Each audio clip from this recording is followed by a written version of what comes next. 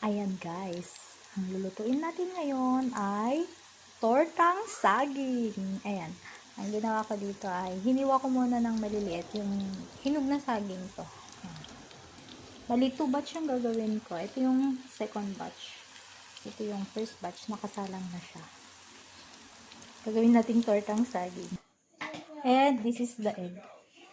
Magbibit ng egg para sa tortang saging. Ayan. Bit mong mabuti ha. Ayan. Gabi kasi ngayon kaya madilim. Hahalo-haluin lang natin. Actually, it's not super torta kasi hindi siya paiitimin. Lalagyan ko lang ng egg later.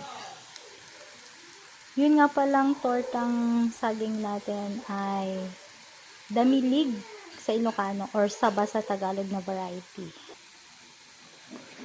Ayan. Yung gantong itsura, pwede nang ilagay. Actually, yung ginawa ko last time, hindi siya sobrang hinog. Ngayon, third day na kasi yung saging na hinog.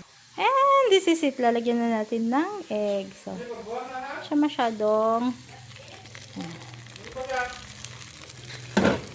ayan. Hahalo ko siya.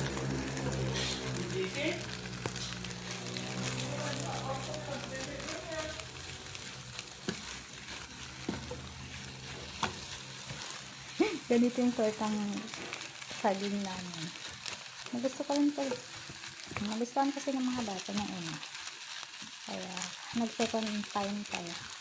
Mas maganda kapag yung saging ay hindi masyadong hinog. Medyo matigas-tigas pa. Yung kakahinog lang. Mga 1 day pa lang nahinog. Para mas masarap. And ito na yung kinalabasan ng ating tortang saging. Yummy!